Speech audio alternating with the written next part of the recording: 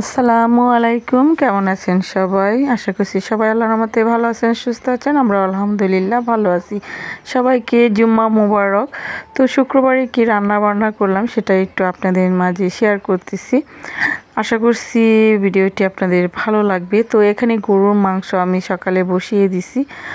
সকালে নাস্তা খাওয়ার পরই গরুর মাংসটা একটু রান্না হতে একটু দেরি হয়, সেজন্য আগেভাগে হাতে মাখিয়ে আমি গরুর মাংসটা রান্না করে নিলাম। এখানে আমি মাংসের যে মশলাগুলো আছে সবগুলো দিয়ে তেল, হলুদ, মরিচ এবং আদা রসুন বাটা, পেঁয়াজ বাটা সব কিছু দিয়ে মাখিয়ে আমি রান্নাটা বসিয়ে নিছি। আজকে সব কিছু আমি হাতে মাখিয়ে রান্না করব। আর গরুর মাংস এভাবে হাতে মেখে রান্না করে খেতে আমার ভীষণ ভালো লাগে। তো কে কে এভাবে খেতে পছন্দ করেন অবশ্যই কমেন্ট করে জানাবেন।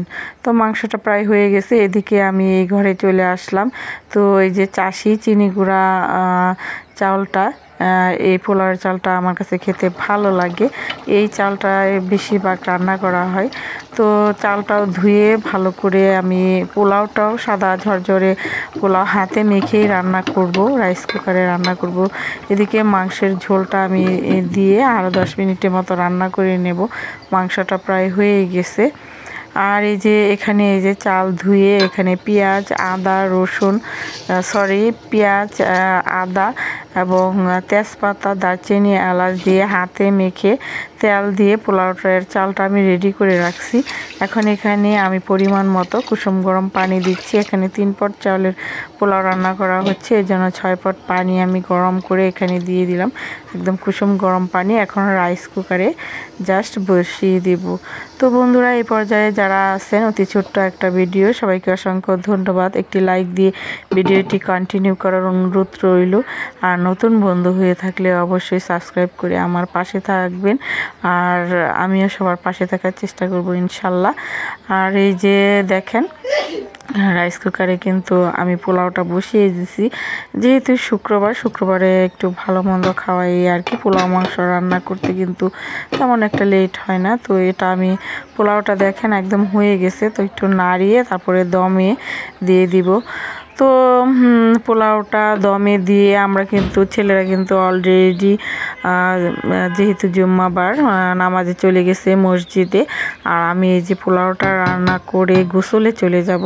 গোসল করে নামাজ আদায় করে তারপরে আবার খাবার টেবিলে চলে আসব।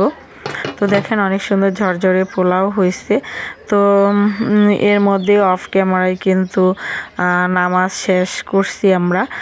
ছেলেরা মসজিদ থেকে চলে আসছে। এখন খাবার দাবারটা সবাইকে বেড়ে দিব। এখানে হচ্ছে আলু দিয়ে গরুর মাংসের ঝোল রান্না করা হয়েছে। আর হাতে মেখে ঝরঝরে সাদা পোলাও আর হাতে মেখে গরুর মাংস আর লেবু কেটে নিছি। তো এই তো ছিল আজকের খাবার দাবার। তো খেতে খেতে আপনাদের কাছ থেকে বিদায় নিয়ে নেব। দেখা হবে নতুন কোনো ভিডিওতে। সে পর্যন্ত সবাই ভালো থাকবেন, সুস্থ থাকবেন, নিরাপদে থাকবেন। আমার পরিবারের জন্য দোয়া করবেন। সবার জন্য অনেক অনেক দোয়া শুভকামনা রইল। আর ভিডিওটা ভালো লাগলে অবশ্যই ফ্যামিলি এবং ফ্রেন্ডসদের সাথে শেয়ার করার অনুরোধ রইল। তো বন্ধুরা, আজ রাখছি। আল্লাহ হাফিজ। আসসালামু আলাইকুম।